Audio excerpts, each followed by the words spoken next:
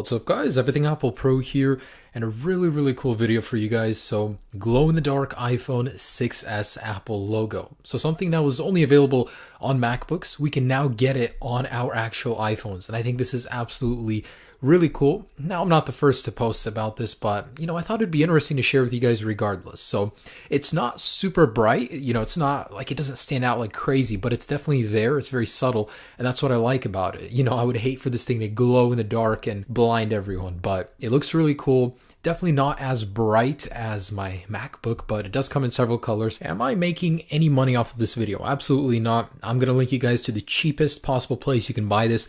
No matter where you buy it, I promise all of the kits are exactly the same. They come from one place. So I'll link you guys down below. If you guys want to get it faster, I'll have an Amazon link down there. I'm making zero money off of this. Again, I just want to show you guys how to do this. But before I do that, should you? So a little review before we get into how to do it. So this is cheap aftermarket, part you're going to be putting into your iPhone. Obviously, it will void your warranty. That's a given fact. Does this work good? It does work good. For some reason, it dims sometimes. I've heard some people can get bad units, so you have to go and replace this, and it's not a fun process to replace it. But in general, it does look good. Now, this is not full capacity of the brightness. It's an iCloud locked iPhone, so I'm not able to get the brightness up all the way. But even as it is at about 60%, it still looks pretty good. It's not obnoxious. It's a very elegant mod. It's just not easy to do. I just want you guys to know that and be prepared. If you don't have patience, you don't have time to do this tutorial. It just will not work out for you. It's something I've actually always wanted in an iPhone. I really hope future iPhones come with this feature because, wow, I'm really impressed. It looks really cool. I'm just a little worried about the longevity of the device. If you're wondering what's the worst part about doing this, probably the fact that you can break your device taking it apart if you're not very skilled. But this was my first time taking apart an iPhone 6s and I did it just fine. Now, does this drain more battery life? Yes, but not by much because it's such a small LED. It shouldn't really be a problem. The whole set for me probably costs about $10 to $12 depending on how fast you want to get it. I'll have a link down below for different prices and different speeds. But in general, would I recommend it? No, I would personally not do this, but it does look cool if you're a brave soul. And I just want you guys to know this video guide is only for the 6s, and of course this will void your warranty. So unless you're certain you want to do this, you want to void your warranty, I would say don't do it. I mean, it's fun, it's cool, but at the risk of losing a lot of money, I certainly wouldn't do that. I bought an iPhone iCloud locked, so just so I wouldn't have to worry about it. But anyways, grab a credit card just in case, but you will have a basic tool set with you. First off, remove the 2 bolts underneath the iPhone. Very simple, set those aside.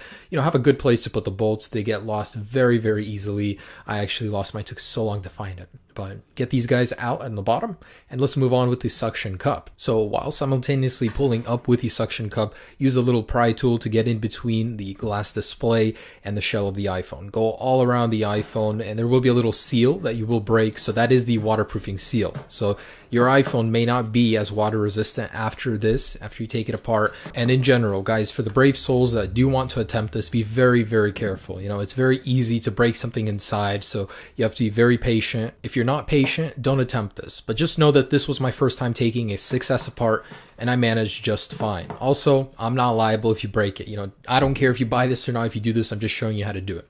So first off, there will be a cable attaching the Touch ID to the logic board. Make sure to disconnect that. Don't just yank the screen up, otherwise you'll tear it. Now, there will be a bunch of sticky stuff on the sides. You want to get rid of that. But my phone came with an aftermarket screen, so I didn't even have a Touch ID cable, in case you were wondering why there's no cable on mine. But anyways, go ahead and pull the screen slightly out. Be very gentle here because there are ribbon cables up top. You don't have to remove the display. I did this entire thing without removing it, but if you want to remove it, that plate on the top right with 5 screws, just remove those and you can get rid of the display. And next up, unscrew the 2 bolts holding the plate of the battery connector. So unclip that battery connector. And next is the task of removing the battery. This is the hardest one, guys. This is the worst. So you want to go ahead and remove the sticky tape that's holding the battery, and you got to stretch it out. So away from the battery, keep it low.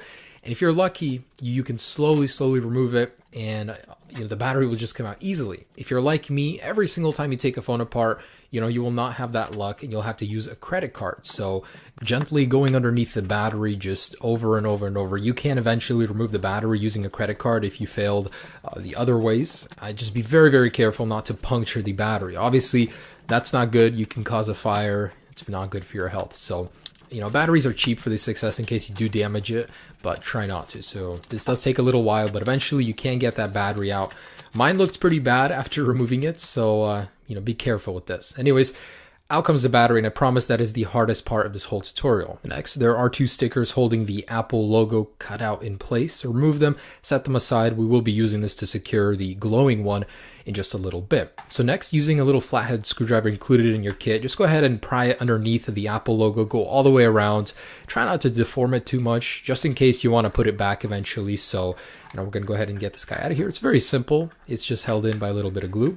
Out it comes, and there it is. So next you want to pull out the glowing Apple logo, and it is a little flimsy, so be careful when handling it, but go ahead and peel off the plastic on top of it. It's going to be a lot harder once it's installed. Anyways, go ahead and slide it in. It takes a little bit of fiddling to get it to click, but eventually it'll fit perfectly inside the cutout, and we can go ahead and apply that tape. So that tape we saved, put it on the bottom and the top. Make sure it's secured. It won't go anywhere because the battery will sit on top of it, but you just want to make sure it's secured with that tape. Easy stuff. All right, so pay very close attention with this part. This is easy part, it's done.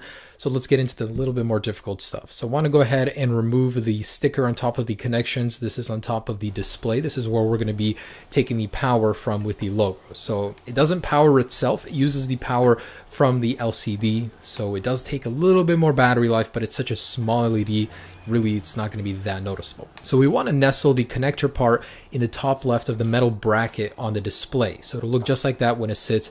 It'll sit on top of the connections perfectly.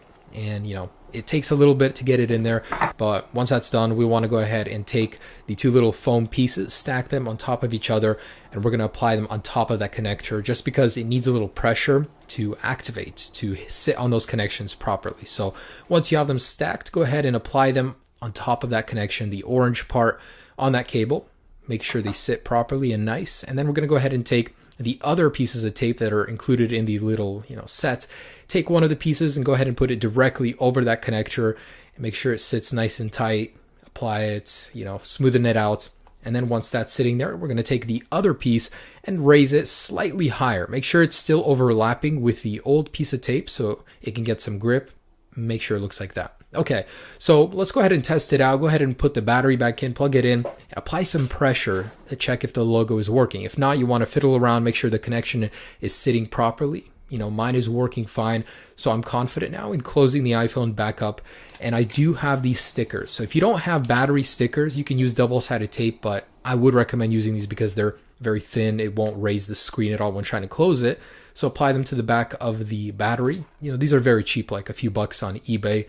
And we're going to go ahead and seat the battery back in and plug it in. Now this whole process is pretty daunting. It's not the easiest, but I'm a beginner to taking phones apart and I was able to do it. It's all about having the tools which are included and having the patience. If you're an impatient person, this becomes so much more difficult. So we're going to go ahead and apply the battery, and there will be a little piece of the connection with a fuse. You want to nestle it right between the headphone jack and the port. And then we're going to go ahead and put the connector back on for the battery, screw it in, and the screws, make sure they're in the correct places. The shorter one goes on the right. Anyways, so again, test if the light is working before we close the display back up. So I was able to test that everything was working, and you have to apply some pressure. So when we close the display, the pressure will be there. But before we do that, you want to apply some pressure to test if the LED is working. Mine is working, so I'm going to go ahead and close the display back up, and we are ready to roll. So the only thing remaining is that we go ahead and put the 2 bottom screws, the T2s, back in the device, screw it in, and you are all set to go. So considering you followed all of the directions, you should have had no issues. Now, a couple things I noticed about this LED, basically like a mini review. So after putting it in, it works intermittently. Sometimes it will turn on in work, which is about 80% of the time. Sometimes it just goes out and dims for no reason. It doesn't turn on for a while. You know, it's intermittent, and it's not because of the connection. The connection is solid. I tested that part. It's just, I really don't know. Maybe it's the OS of the iPhone. It doesn't understand why there's more voltage being drawn, more current. So I really don't know. You know, I'm not an electrical engineer, but it does look good. There are many colors you can get it in. And if you're wondering why it looks so dim, it's because this is an iCloud locked iPhone. I'm not able to get the screen brightness all the way up. It's about 50 to 60% right now, and it still looks pretty good, especially in darker, more low light environments. So I do hope this tutorial helped you guys. You know, again, I'm not responsible if you mess your iPhone up, but in the end, Really cool looking mod. Hope you guys enjoy it. Have a great day. Peace.